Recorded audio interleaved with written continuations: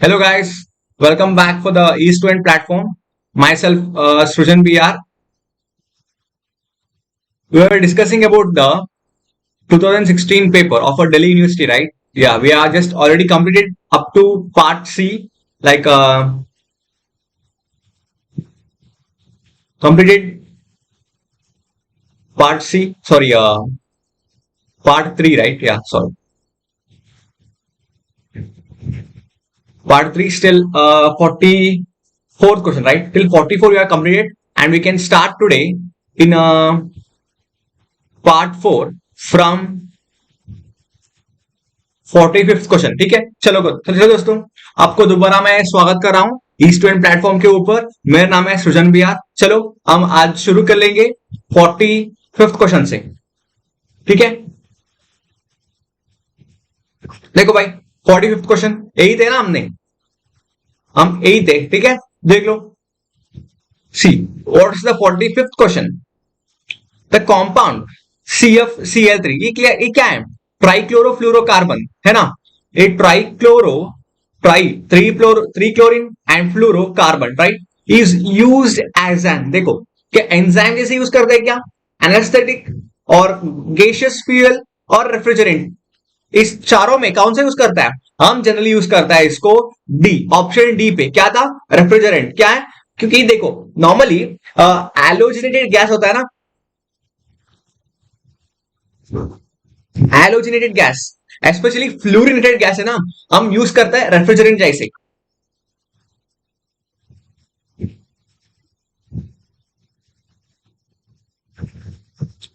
एलोजिनेटेड gas specially with fluorine, specially with a fluorine. ठीक है, हम इसको यूज एज रेफ्रिजरेंट। ओके, हम रेफ्रिजरेंट जैसे यूज करता है। ठीक है, अब क्या था? ए CfCl3 था, और हमारा CfCs, ये क्या था? CfCs क्लोरोफ्लोरोकार्बन, ये कौन सा था? It is like CF2Cl2। ठीक है, tri difluorocarbon, this is CfCs chlorofluorocarbon, right.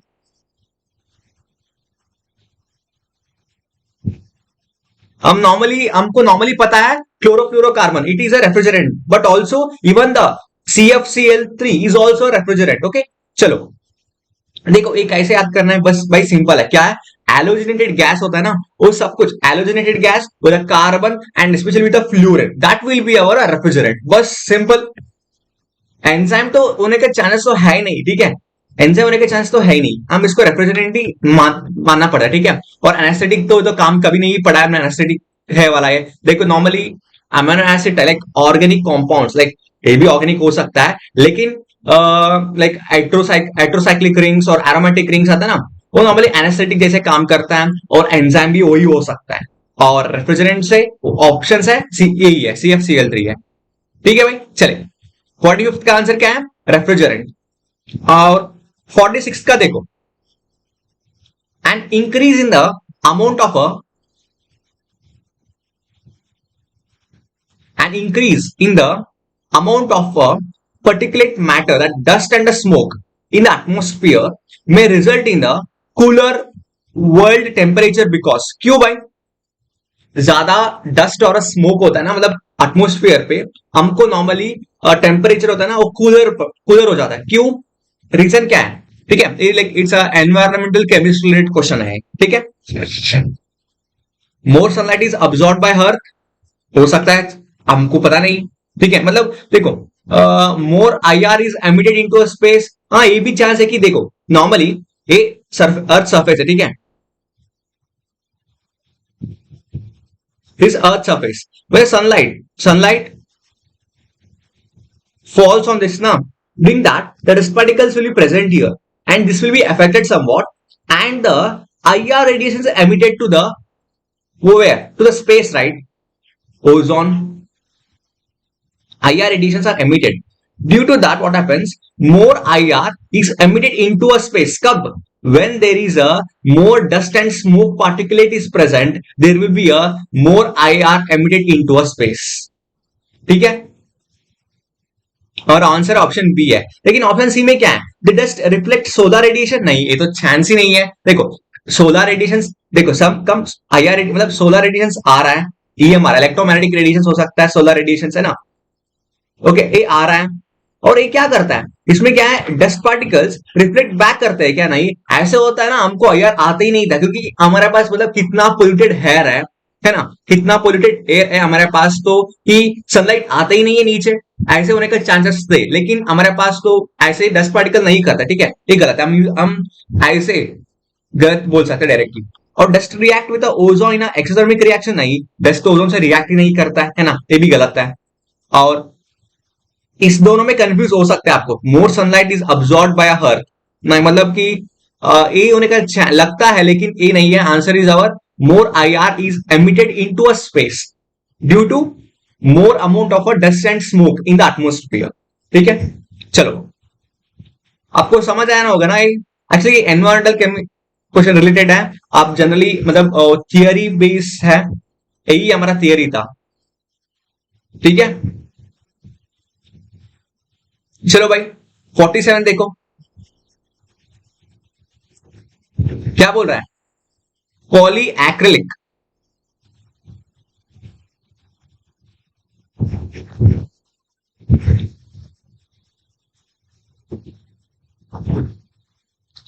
Poly poly acrylonitrile characterised by, acrylonitrile मतलब कि पॉली नाइट्रल मतलब क्या भाई, एक्रोनाइट्रल मतलब CN होना चाहिए ना, हाँ this will be our nitrile group, okay.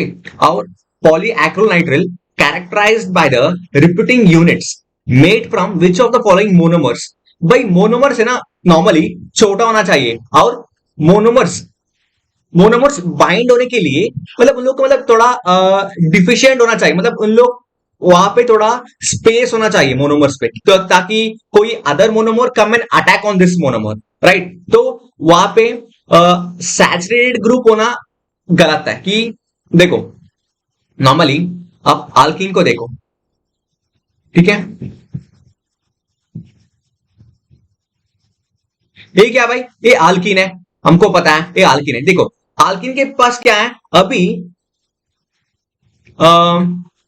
HBr ले लेंगे हम,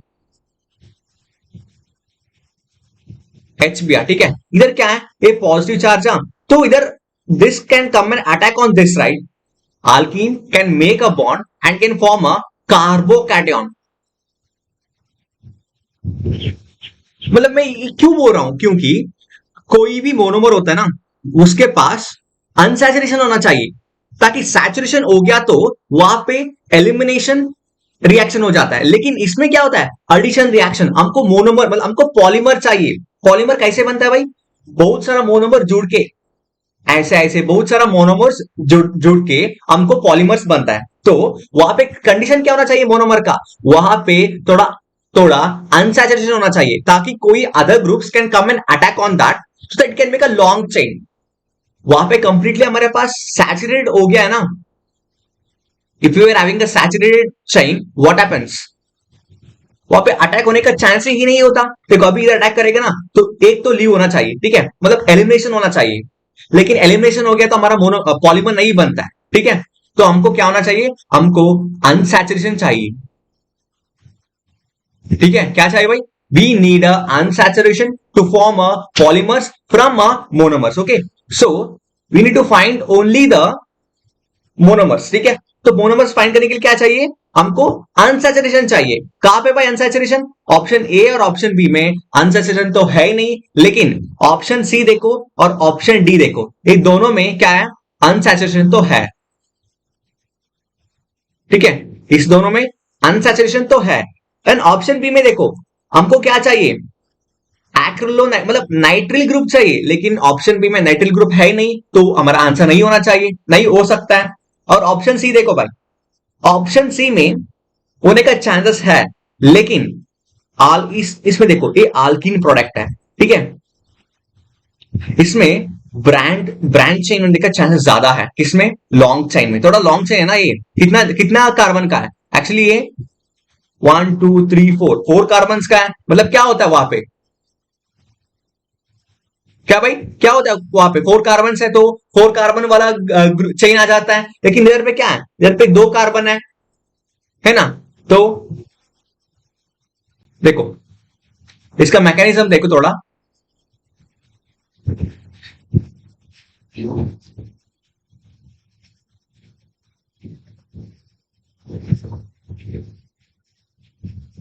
ठीक है, ये आल्कीन ही है।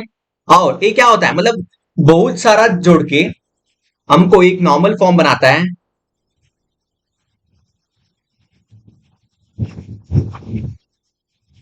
बस क्या होता है, दूसरा CH2 कंपाउंड इधर बॉन्ड बनाता है, और इसका और ये दूसरा के साथ, मतलब कि ऑलमोस्ट एक, मतलब तीन कार्बन, तीन मतलब इधर है ना, हमको तीन मोनोमर चाहिए ताकि एक मतलब सबका सैचुरेशन होने के लिए, है ना। देखो इसका मतलब क्या है भाई, an amount of a monomer है, and it form a, what is this is a polymer. Poly, poly means more, right, polymer. और ये कौन सा है, पॉली एक्रिलोनाइट्रिल ही है, ठीक है।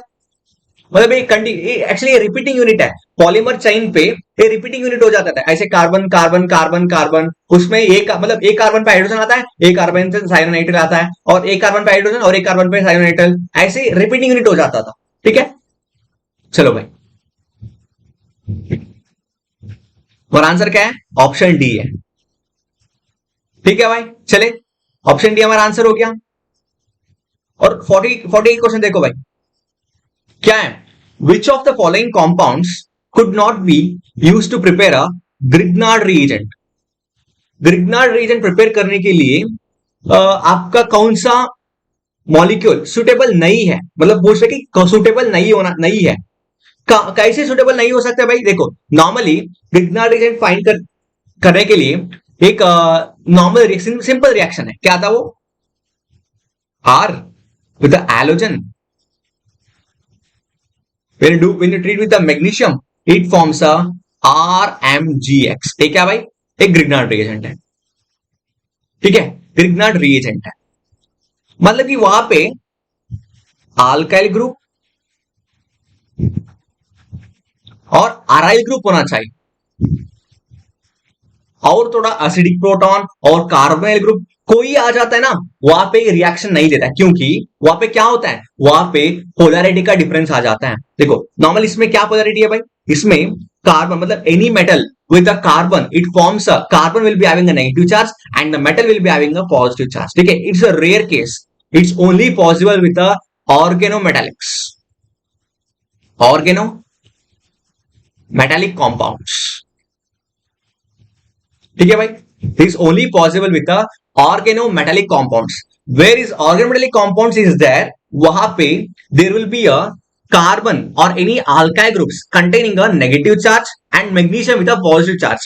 Have you ever observed that carbon having a negative charge? No, normally carbon will be always having a positive charge with any, all with, like you can do with oxygen or you can do with like anything, sulphur और carbon with nitrogen, कहीं पे भी है ना, carbon carbon का electronegativity बहुत कम है, इसके क्या होता है, वो पॉजिटिव मतलब पॉजिटिव पार्शियल पॉजिटिव चार्ज आता है, ठीक है। लेकिन मेटल के साथ it always be the negative form, ठीक है। चलो, this is normally for a synthesis of a Grignard reagent,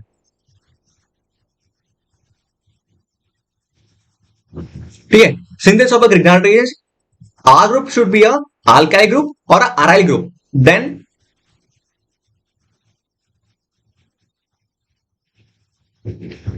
there should not be any polar groups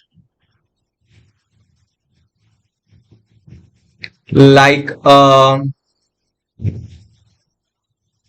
amines, like carbonyl groups, like OH groups और any etcetera, ठीक है, like थायो थायो थायो groups, ऐसे नहीं होना चाहिए। ऐसे हो गया ना, पोलैरिटी के डिफरेंस की वजह से क्या हो जाता है, magnesium will react with these groups and won't react with this alkyl group, ठीक है।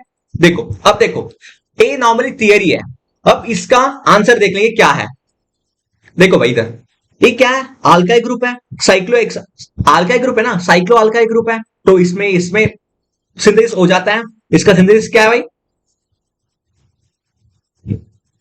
MgBr है, ये इसका प्रोडक्ट है। और दूसरा कौन सा है, और बी में देखो,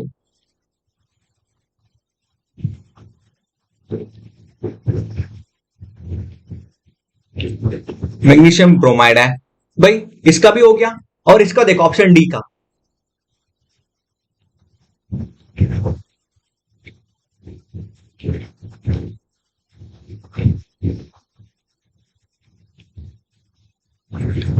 इसका भी हो गया मैग्नीशियम आयोडाइड।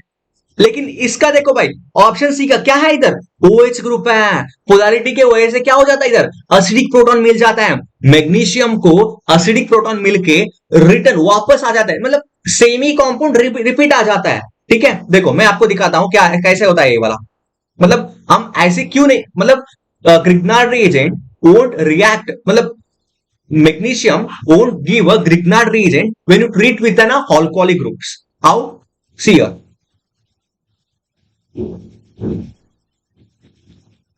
OH ग्रुप है, CH2, CH2, CH2 and a bromine. ठीक है, अभी ब्रोमीन है, ठीक है, और इसको हम मैग्नीशियम के साथ ट्रीट कर लेंगे।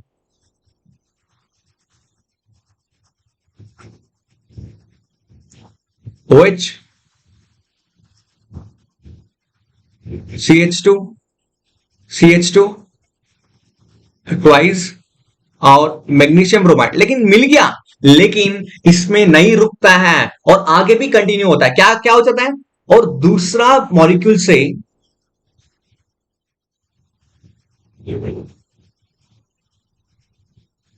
दूसरा मॉलिक्यूल के साथ ये क्या करता है, बॉन्डिंग बढ़ाता है। कैसे, देखो इसके पास एसिडिक प्रोटॉन है ना, इसके पास O माइनस है, H प्लस है, इसके वजह से क्या करता है, इसके वजह से इधर इधर सब कुछ चेंज हो जाता है। क्या, OH है, CH2 थ्राइस है, और इधर H ग्रुप आ जाता है, प्लस इधर क्या होता है, इधर BrO,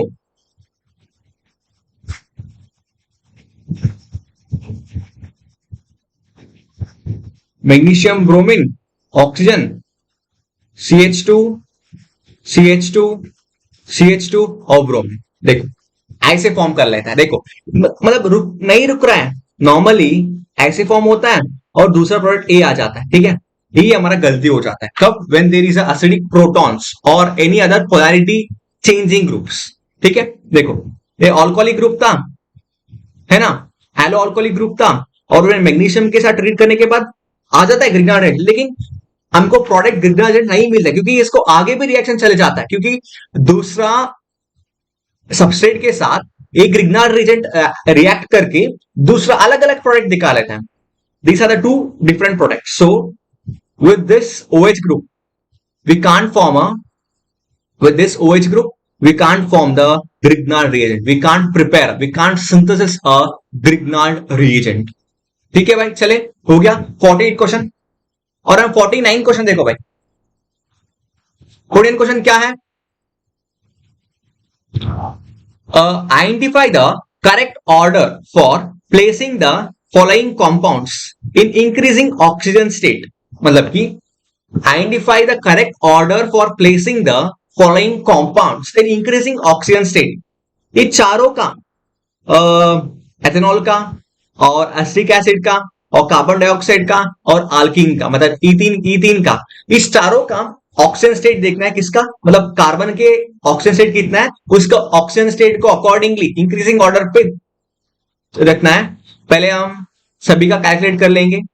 ठीक है, पहले हम कार्बन डाइऑक्साइड देख लेंगे, स्ट्रक्चर क्या भाई, हाँ, और ऑक्सीजन तो नॉर्मली हमको पता है -2 है और इसका भी -2 है, तो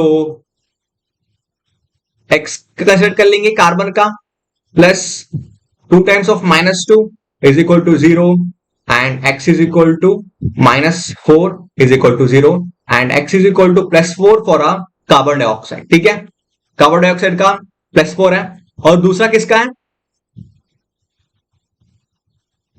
आल्कीन का देख लेंगे,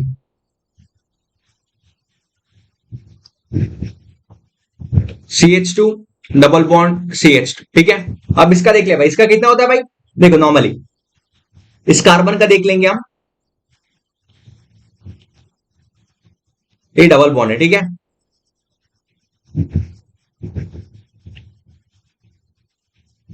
देखो भाई कितना होता है इसका, नॉर्मली इसका ये कितना भाई इधर चार, ब्रेक करो इसको, 2 माइनस है, ठीक है, और एक इधर हाइड्रोजन है, इसको भी ब्रेक करो। फाइनली किसका अमाउंट कितना आता है वैल्यू, फाइनली इसका एक्स वैल्यू आता है -2, ठीक है। मतलब देखो इसमें ये दोनों न्यूट्रल हो जाएगा, इस दोनों को छोड़। अभी इसको ब्रेक करने के बाद हमको क्या मिलता है, -2 चार्ज मिलता है, और ये दोनों मिक्सअप होकर कॉमन जीरो न्यूट्रल हो जाएगा। और इस इतना ही भी हमारा चार्ज लाइक टोटल, मतलब कॉम्प्लेक्स का बाहर होता है ना चार्ज, वो वाला हमारा मेटल का ही ऑक्सीजन स्टेट हो जाता है। ऐसे ही पे ही ऐसे ही हो रहा है, कार्बन का आ जाता है -2 ऑक्सीजन स्टेट, ठीक है, ये अल्कीन में है। और दूसरा किसका है, एसिटिक एसिड का देखना है, CH3,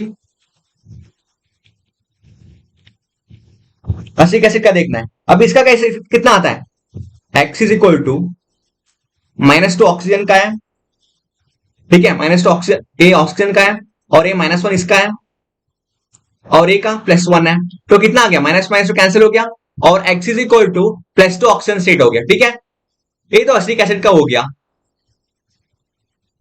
ठीक है। और फोर्थ वन कौन सा है भाई, एथेनॉल का है,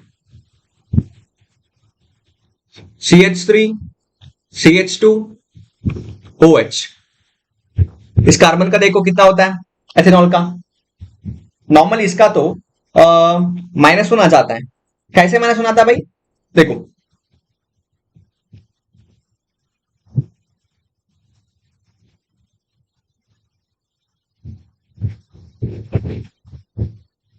इसका -1 है, ठीक है, बस यही है, ये न्यूट्रल कंडीशन है, ये -1 चार्ज है, सो हो गया x इज इक्वल टू -1। बस अभी इसको अरेंज करो, पहले कौन सा आता है, ऑक्सीजन स्टेट नंबर ज्यादा टू लोअर, मतलब इंक्रीजिंग, सॉरी इंक्रीजिंग ऑर्डर मतलब है ना, इंक्रीजिंग ऑर्डर मतलब कि लोअर टू हायर है ना ऑक्सीजन स्टेट। लोअर किसका है, लोअर है पहले अल्कीन का, CH डबल बॉन्ड CH2 का है, उसके बाद किसका है, एथेनॉल का है, उसके बाद एसिटिक एसिड का है,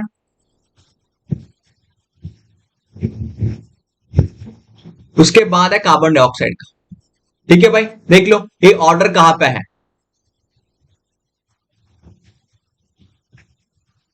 हाँ देखो भाई इधर ऑर्डर, पहले कार्बन डाइऑक्साइड का, ठीक है, उसके बाद एसिटिक एसिड का, हाँ ये भी ठीक है, उसके बाद एथेनॉल का, हाँ ये भी ठीक है, और इसके बाद इसका है, हाँ करेक्ट है भाई, यही ऑर्डर है हमारा,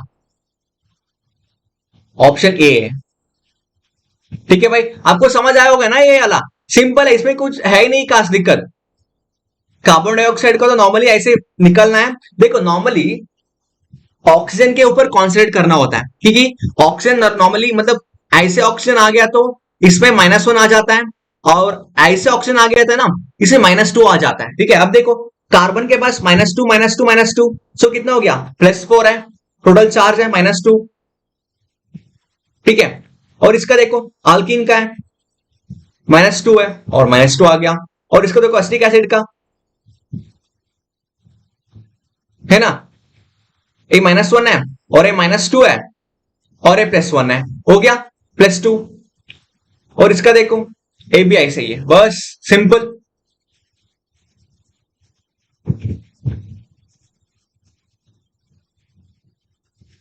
देखो भाई इसको पूरा,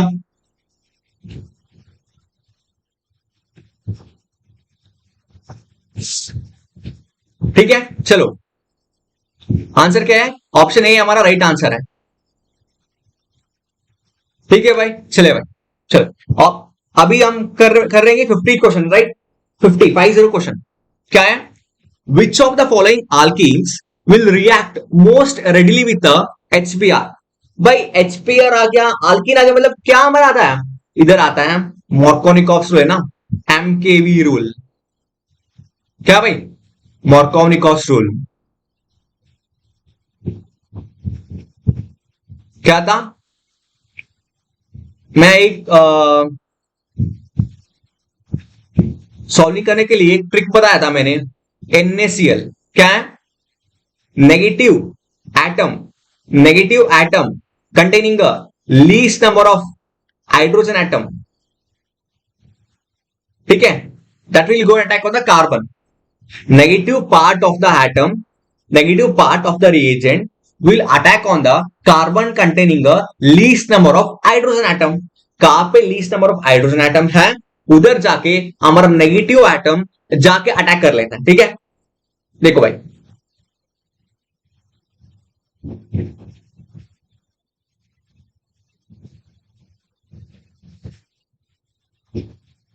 अभी कितना है,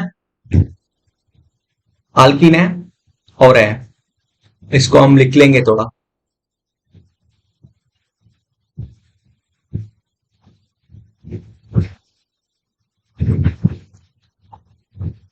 CH3 CH2 CH2 double bond CH2 होगा, यही होगा ना. हाँ, और दूसरा क्या था, अल्कीन था ना, और तीसरा कौन सा था, CH, अच्छा ये triply, okay fine. CH3 twice, C double bond CH CH. चलो भाई ठीक है, देखो हम इसको क्या करते हैं, HBr के साथ ट्रीट कर लेंगे. इसको क्या मिल जाएगा, इसको CH2 CH2 कार्बन, मतलब ए नेगेटिव पार्ट है, ए पॉजिटिव पार्ट है. नेगेटिव पार्ट कहां चलेगा, carbon containing least number of hydrogen atom. कहां पे least number of hydrogen atom है कार्बन के पास, तो एक ही हाइड्रोजन है. इधर देखो, least number of hydrogen atom इधर ही है ना, इसमें दो है, इसमें एक ही है. लीस्ट मतलब कम कहां पे है, इधर है. इधर आकर क्या करेगा, नेगेटिव चार्ज अटैक करेगा और पॉजिटिव चार्ज इधर अटैक करेगा. तो हमारे पास कार्बोकैटायन कहां फॉर्म हो जाएगा, कार्बोकैटायन इधर फॉर्म हो जाएगा, ACH3 बन जाएगा, ACH3 बन जाएगा, है ना. हाँ, एक कार्बोकैटायन है. ये कौन सा कार्बोकैटायन है भाई, ये सेकेंडरी कार्बोकैटायन. ठीक है, ये सेकेंडरी कार्बोकैटायन है. ठीक है भाई, इसका तो हो गया. और इसका देखो HBr, ये पूरा सिमेट्रिक है, कहां पे भी अटैक कर लो सेम ही आ जाएगा, सिमेट्रिक कंडीशन है ये. और ये कौन सा कार्बोकैटायन है, ये प्राइमरी कार्बोकैटायन. ठीक है, और इसको देखो भाई,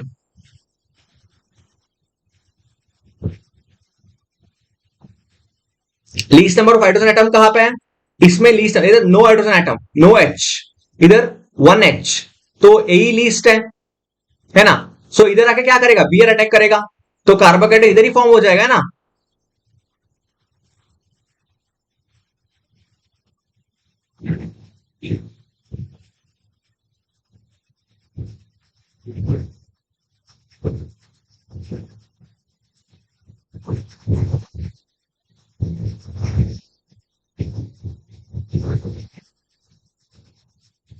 देखो भाई, और इधर Br, अभी कौन सा कार्बोकैटायन है ये, हाँ ये एक्चुअली हमारा टर्शरी कार्बोकैटायन है ना ये. हाँ, ये एक्चुअली हमारा टर्शरी कार्बोकैटायन है. ठीक है, देखो भाई. हाँ, अब देखो हमारा क्या पॉइंट है, हमारा पॉइंट है कि कौन सा, ये देखो, ये याद है ना आपको, ये सेकेंडरी कार्बोकैटायन है, प्राइमरी कार्बोकैटायन है, टर्शरी कार्बोकैटायन है. अब हमारा क्वेश्चन देखो भाई, क्वेश्चन पढ़ो आप दोबारा, क्या पूछ रहा है, which of the following alkene will react more readily with Br, which is more stable, that will be more reactive. ठीक है, मोर स्टेबल लेस रिएक्टिव बोलता है, लेकिन हम रिएक्टिव का बात नहीं कर रहे हैं, रिएक्ट कौन सा करेगा पहले, स्टेबल कौन सा है, वो हमारा मेजर प्रोडक्ट आ जाएगा. तो वही है, मतलब देखो अभी हमारा कंपाउंड है, दो कंडीशन है.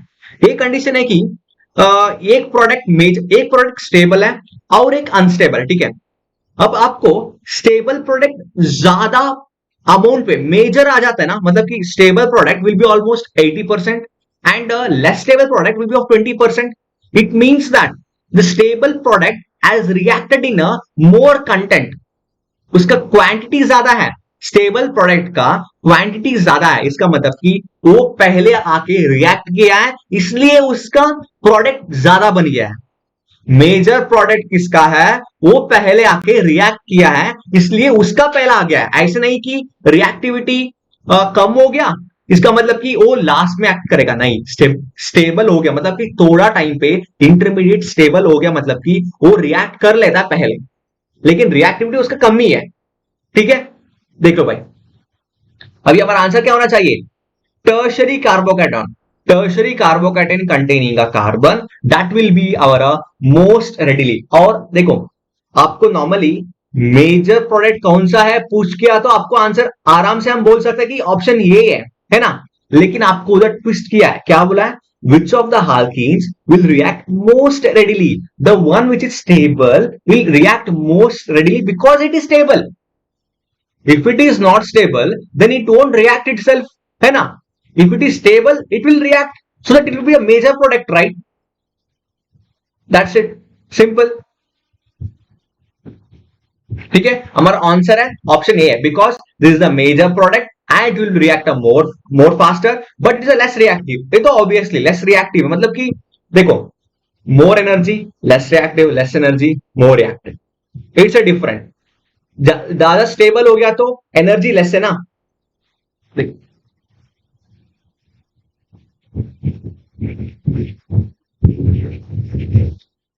मोर स्टेबल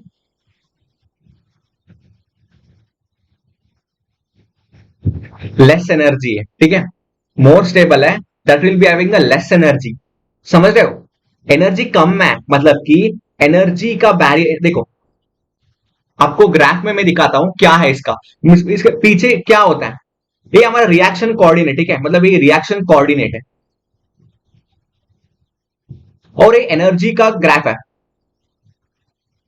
वाई एक्सिस पे हमारा एनर्जी है और एक्स एक्सिस में रिएक्शन कोऑर्डिनेट। ठीक है, अभी हमारा दो प्रोडक्ट है, एक तो मेजर है एक तो माइनर है। ठीक है, ये मेजर है ना, ये इसका एनर्जी थोड़ा कम है। ठीक है, एनर्जी कम है, और हमारा माइनर का ना उसका एनर्जी मोर है। ठीक है, मोर एनर्जी है और इसका लेस एनर्जी। ठीक है, लेस एनर्जी है। अभी हमारे पास एक्टिवेशन एनर्जी का बात कर लेंगे हम, एक्टिवेशन एनर्जी का। देखो, इसका रिएक्टेंट से क्या होना है? प्रोडक्ट बनाना है। ठीक है, रिएक्टेंट से प्रोडक्ट होना है। अब ये कौन सा रास्ता चूज करेगा? इसका एक्टिवेशन एनर्जी इतना तक जाना है। देखो,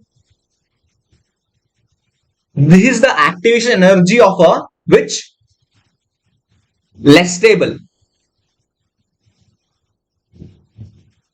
more energy means less stable, right? more energy less stable, ये less stable का एक्टिवेशन एनर्जी इतना है। और हमारा इसका देखो, किसका है? मोर स्टेबल का है, बस इतना ही है। देखो, इसमें आपको पता चलता है, ग्राफ में आपको पता चल जाता है कि this is the activation energy of a more stable product. ठीक है, और this is the activation energy of a less stable product. Activation energy कम होना चाहिए ना, तो ताकि रिएक्शन जल्दी प्रोडक्ट कन्वर्ट हो जाएगा, रिएक्टेंट्स टू प्रोडक्ट जल्दी कन्वर्ट हो जाएगा। कब? उसका एक्टिवेशन एनर्जी कम हो जाएगा। लेकिन हमारे पास less stable, that is more energy, this is having a more activation energy. More activation energy मतलब कि क्या है? इसका प्रोडक्ट होने वाला टाइमिंग्स और उसका टाइम होता है ना, एक बहुत ज्यादा लेता है, लेकिन मोर स्टेबल प्रोडक्ट का टाइमिंग्स है बहुत कम है, वेरी लेस। इसके वजह से क्या होता है भाई? इसके वजह से ये हमारा मेजर प्रोडक्ट बन जाएगा और it will react more readily. देखो भाई, ये आपका ना अंडरस्टैंडिंग के लिए बोला मैं। ठीक है, नॉर्मली आप जनरली इतना ही बोल सकता हूं मैं। देखो, इतना ही बोल सकता हूं मैं, बस सेकेंड डिग्री, प्राइमरी, टर्शरी है इसलिए वो स्टेबल है, इसलिए वो बन जाता है। लेकिन इसके पीछे में क्या कहानी है? यही कहानी भाई, पूरा ग्राफ का ही कहानी। ग्राफ नहीं मतलब रिएक्शन कोऑर्डिनेशन है, मतलब कि वो कैसे वो हो गया, मतलब उसका चेंजेस क्या है। आप काइनेटिक एनर्जी पढ़ चुका है, वहां पे एक्टिवेशन एनर्जी का रोल आता है, उधर एक्टिवेशन एनर्जी का रोल ऑर्गेनिक में भी इंपॉर्टेंट है। ठीक है, पूरा एक्टिवेशन एनर्जी का काम है ठीक है भाई, समझ रहे हो? बस सिंपल है, इतना ज्यादा मैं नहीं बोल सकता हूं, लेकिन इतना ही बहुत सिंपल आसान तरीके से मैं बोला हूं, समझ रहे हो? Active through activation energy, I have told you what's the answer, what's the theory behind this, what's the mechanism behind this. Okay, चलो आंसर क्या भाई? आंसर आप पक्का बोलना ही चाहिए, आंसर तो ऑप्शन ए ही होना चाहिए, ये तो कंफर्म है। आप इतना बोलने के बाद आप दोबारा गलती कर दिया तो आप दोबारा वीडियो देखो, दोबारा समझो, ठीक है? इजी है, अच्छे से बोला हूं मैं इधर, ठीक है? और आप मार्कोनिकस रूल थ्रू भी एक्सप्लेन कर सकते हैं और थ्रू ग्राफ थ्रू भी एक्सप्लेन कर सकते हैं, कोई दिक्कत नहीं है। और देखो भाई, in Williamson synthesis ethers are produced by reacting, देखो in Williamson synthesis ethers are produced by, कैसे भाई? ईथर क्या होता है भाई? Normally oxygen with R group with different R group, this is out ether, right? यही है ना ईथर? हाँ, ये कैसे प्रिपेयर करता है? ऑल्कोहल विथ मेटल? नहीं, ऑल्कोहल विथ मेटल आ जाएगा तो मतलब ऐसे कुछ आ जाएगा, वहां पे ईथर तो आता ही नहीं है, वहां पे ईथर तक ईथर का कहानी ही नहीं आता है। और ऑल्कोक्साइड ना, ऑल्कोक्साइड तो ओ एन ए और प्लस मेटल ना, इसमें भी ऑल्कोक्साइड नहीं आना, इसमें भी नहीं, इसमें भी नहीं है। और इसको देखो भाई, ऑल्डिहाइड्स विथ अल्काइल हैलाइड, देख लेंगे ऑल्डिहाइड्स विथ अल्काइल हैलाइड, ऑल्डिहाइड क्या भाई?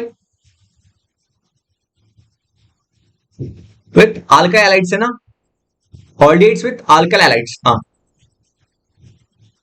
This is aldehyde with alkyl halides, ठीक है भाई? इसमें क्या क्या रिएक्ट हो जाएगा? इसमें ऑप्शन ही नहीं है रिएक्ट होने का, अभी इसके पास बेस आ जाएगा ना, दिस एसिडिक प्रोटॉन है, तो क्या करेगा? नेगेटिव चार्ज आ जाएगा इधर, तो ये जाके कहां पे अटैक करेगा? आर के ऊपर अटैक करेगा। ये एक्स मतलब X is good leaving group है ना, halogen, halogen groups, good leaving groups, they are chlorine, bromine, iodine, these three are good leaving groups. Okay, so अभी हमारा प्रोडक्ट क्या बन जाएगा? हमारा product R C H two C and hydrogen, बस ये हमारा प्रोडक्ट बन जाएगा ना, ये प्रोडक्ट बन जाएगा। लेकिन इधर इधर कहा भाई? इधर है ही नहीं, इधर क्या हो गया? इधर बस कार्बन अटैच हुआ है, मतलब कि लॉन्ग चेन, चेन एलोंगेटेड हो चुका है, चेन बड़ा हो गया बस, ऑल्डिहाइड और अल्काइल हैलाइड पे चेन बड़ा हो गया। हमको क्या चाहिए? हमको ईथर चाहिए, ईथर कैसे आता है भाई? अब लास्ट ऑप्शन बचा हुआ है, क्या था? यही है option B, an alkyl halide with alkoxide, इसको चेक कर लेंगे, alkyl halide with an alkoxide, देख लो अल्काइल हैलाइड क्या भाई? अल्काइल हैलाइड है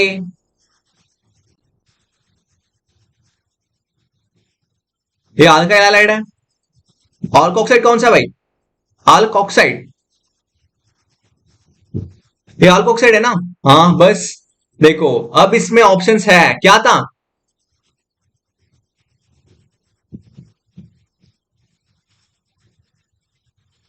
बस, ये नेगेटिव चार्ज है, ये अटैक करेगा आर के ऊपर, तो ये निकल जाएगा, बस बन गया हमारा आंसर।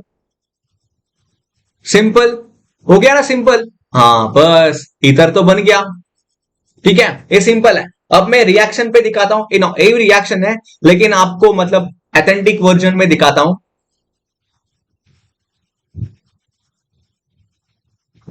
थ्रू अच्छे एग्जाम्पल से। CH3C टर्शियरी अल्कोक्साइड लिख लेंगे हम, क्योंकि ताकि थोड़ा स्टेबल, मतलब कि स्टेबल हो जाता है। अब ये अल्कोक्साइड, ठीक है, हम इसको ट्रीट कर रहे हैं अल्का हैलाइड से।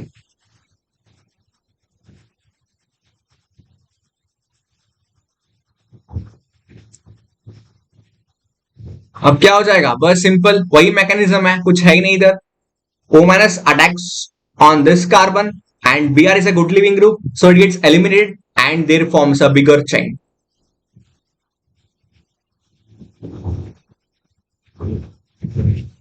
बस ईथर ग्रुप बन गया, हो गया भाई। बस ईथर बन गया। और इसका क्या है, ये सॉल्ट बन जाएगा KBr plus potassium bromide KBr।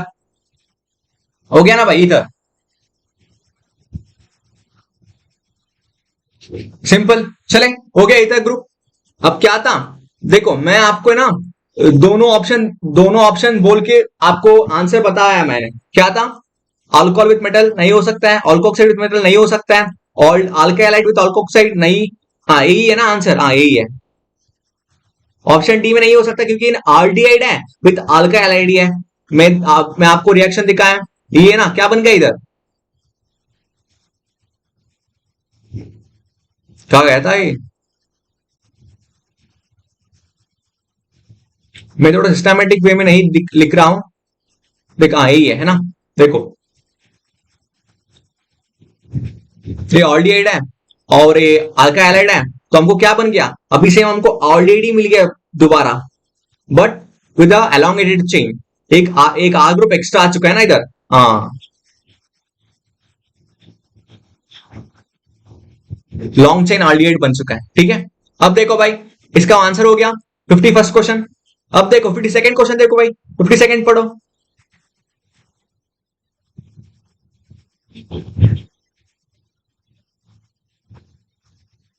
52 question.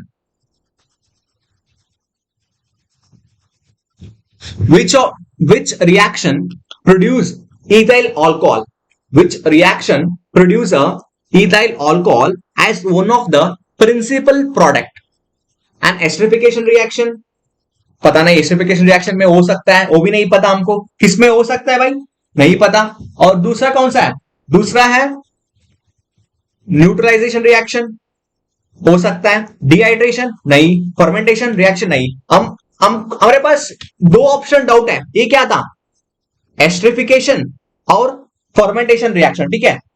And esterification भी नहीं हो सकता है। प्रिंसिपल प्रोडक्ट मतलब क्या भाई, प्रिंसिपल प्रोडक्ट मतलब कि यही हमारा मेन प्रोडक्ट। देखो व्हाट इज प्रिंसिपल प्रोडक्ट,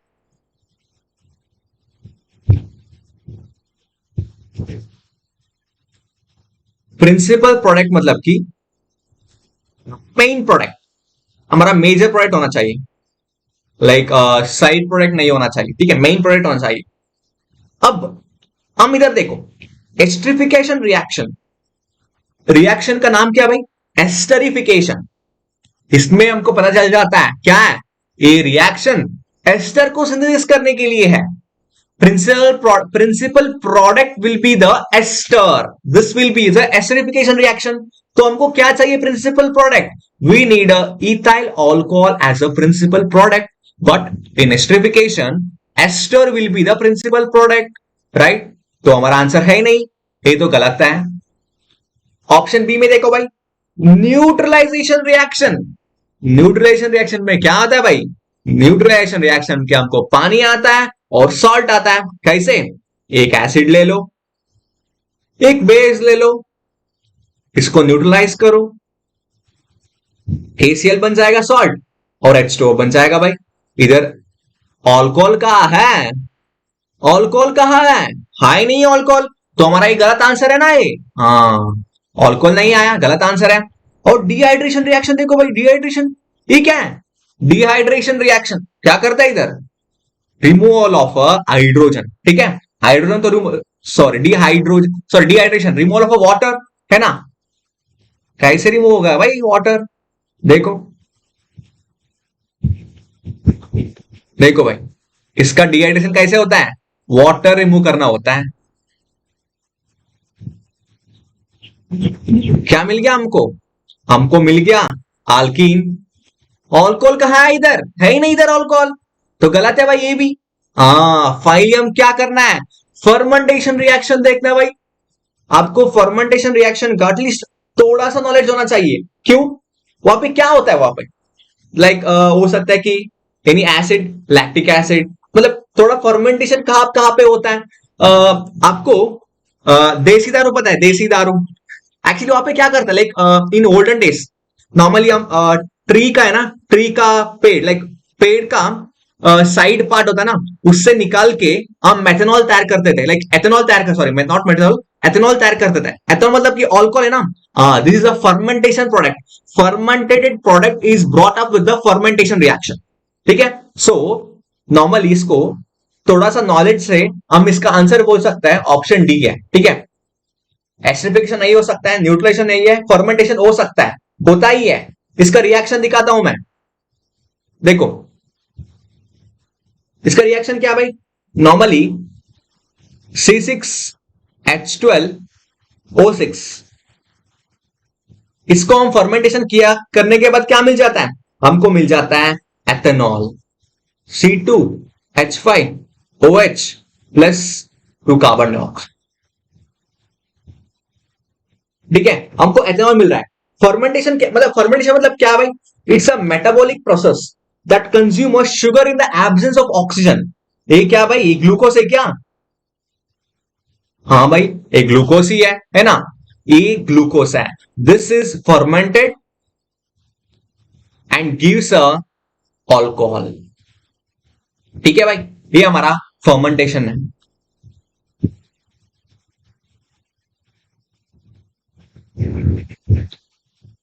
ठीक है, this is a fermentation reaction, the glucose gives out a ethanol plus carbon dioxide as a by product, the principal product is a ethanol.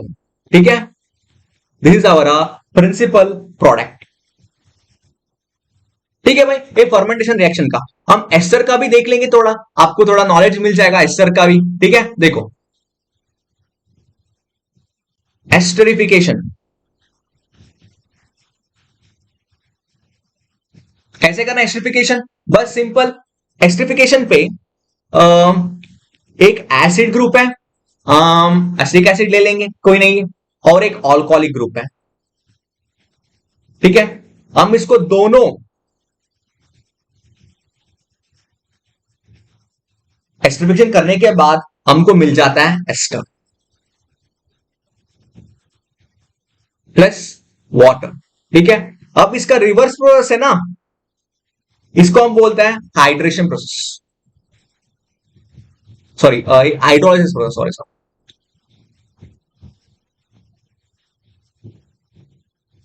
Hydrolysis कैसे भाई, बस hydrolysis कर दो, OH अबे alcohol बन गया, अबे क्या हो गया, एसिड बन गया, है ना। रिवर्स प्रोसेस को क्या बोलते हैं, एसिड प्रोसेस, आर था, सी डबल बॉन्ड वो OH बन गया through hydrolysis and this will B alcohol. बस, और दोनों को रिएक्ट करने के बाद हमको मिल जाता है एस्टर, और इसका रिवर्स प्रोसेस है हाइड्रोलिसिस प्रोसेस। सिंपल, देखो भाई मिल गया, glucose when react with this fermented product will be a ethanol and the carbon dioxide will be liberated out, and this is our principal product, both ester and this.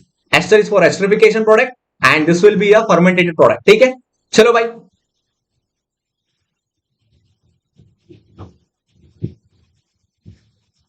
चलो okay इसका answer. चलो अब हम चलेंगे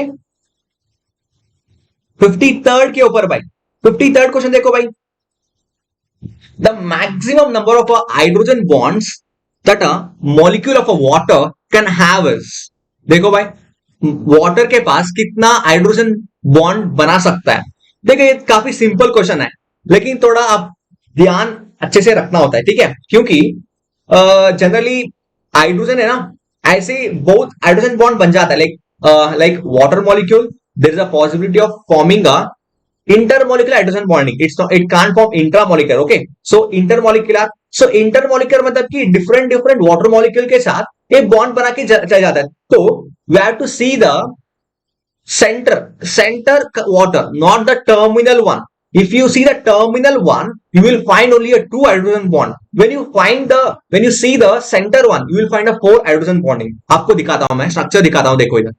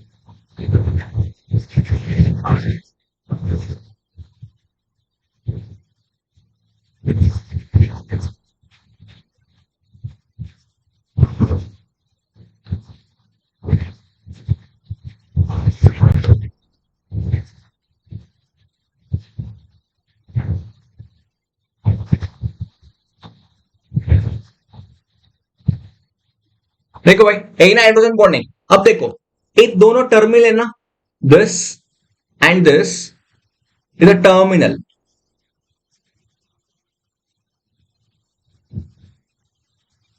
ठीक है, ये हमारा सेंटर है। टर्मिनल के पास कितना हाइड्रोजन बॉन्डिंग है भाई? दिस ऑक्सीजन के पास कितना है? 2H बॉन्डिंग, 2H बॉन्ड है ना, एक दो है हाइड्रोजन बॉन्ड। ठीक है,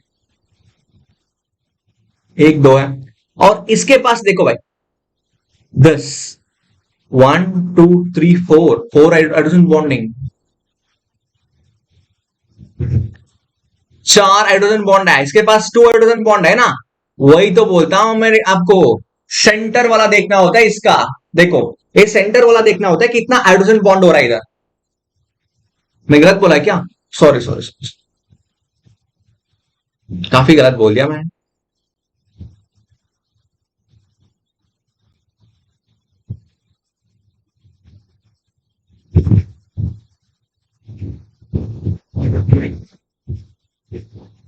देखो भाई, सॉरी सर, मैं कहा क्या ना, इसको हाइड्रोजन बॉन्डिंग बोला ना मैं, ओहो गलती हो गया, सॉरी सॉरी सॉरी। देखो भाई, ये ब्लू ब्लू लगा है ना, ये हाइड्रोजन बॉन्ड्स है बस। ठीक है, ये बोला तो क्यों चाहिए था। देखो ये ऑक्सीजन है ना, इसके पास कितना हाइड्रोजन बॉन्ड है? This is bonding with this, है ना, तो 2 हाइड्रोजन बॉन्ड है, 1 2 है। और इसके पास कितना है? 1 2 है। लेकिन ये सेंटर के पास देखो भाई, ये ऑक्सीजन के पास 1 2 और 3 4। This oxygen is having a 4 hydrogen bond, लेकिन ये टर्मिनल ऑक्सीजन के पास कितना है भाई? 1 2 है बस। इसके पास 1 2 है बस। ठीक है, टर्मिनल टर्मिनल के पास 2 हाइड्रोजन बॉन्ड्स है और सेंटर के पास 4 हाइड्रोजन बॉन्ड्स है। ठीक है भाई, चलिए।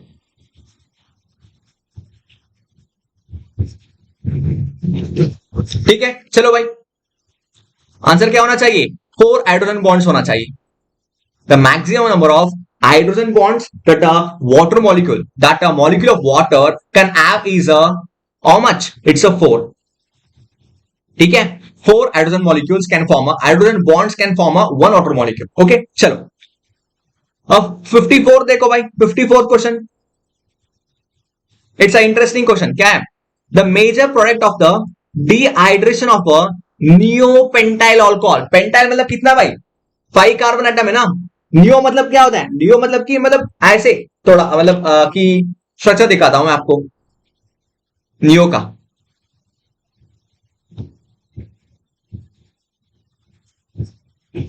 नियो पेंटाइल मतलब कि आइसो टाइप होता है।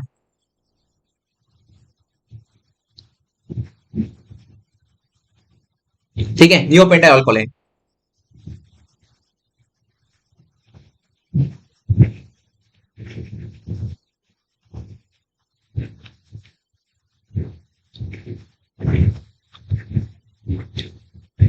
देखो, neo pentyl alcohol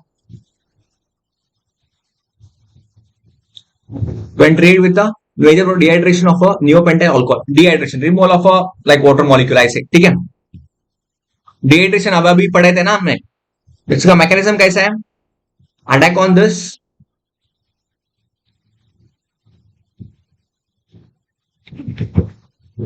and there forms a carbocation here, removal of water। पहले ही रिमूव कर दिया ना मैंने तो।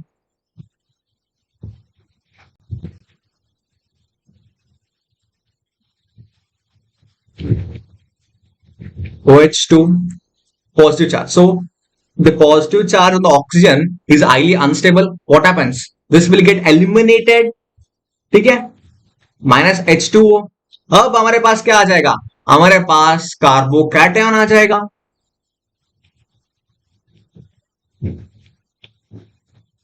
और एक कौन सा कार्बोकेटायन है भाई?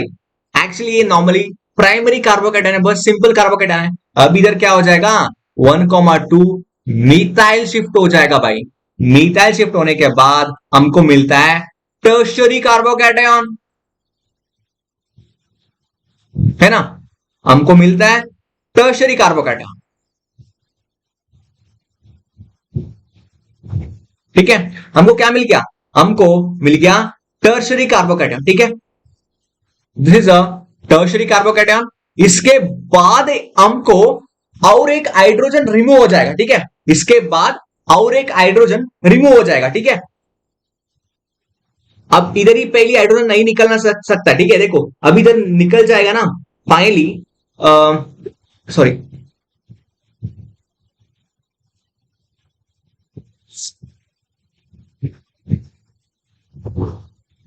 ये हाइड्रोजन है।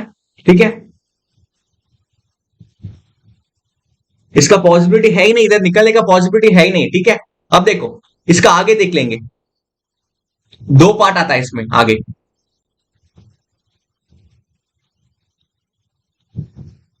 Carbocation, CH3, hydrogen hydrogen. ठीक है, अब एक क्या है तो दूसरा क्या है, एक पॉसिबिलिटी है इस कार्बन से,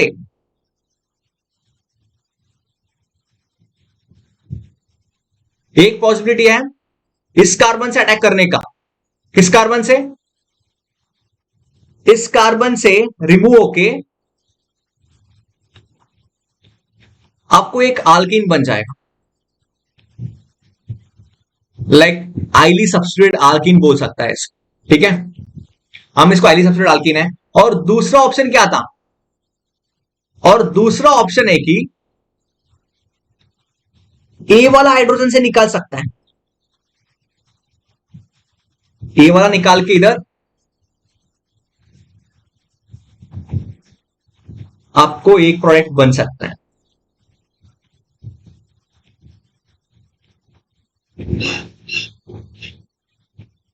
ठीक है, ए वाला प्रोडक्ट बन सकता है, लेकिन इसमें क्या है, दिस इज नॉट आइली सब्स्टिट्यूटेड। देखो इस कार्बन के ऊपर 2 सब्स्टिट्यूशन है। ठीक है,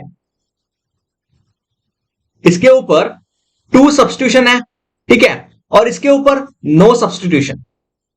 लेकिन इसका देखो, इसमें 2 सब्स्टिट्यूशन है और इसमें एक सब्स्टिट्यूशन है। ठीक है, alkene having a higher substituted will be a more stable product. ठीक है, alkene having a higher substitution that will be our major product. So देखो इस कार्बन के ऊपर एक सब्स्टिट्यूशन है और इस कार्बन के ऊपर 2 सब्स्टिट्यूशन है, इसका मतलब कि ए हमारा मेजर प्रोडक्ट है। This will be our major product and this will be our minor product, है ना, this will be our minor product. वही ना भाई, ए मेजर है and this is our minor product. ठीक है भाई, हो गया, बस सिंपल इतना ही है, काफी है। ठीक है भाई, चलो हो गया।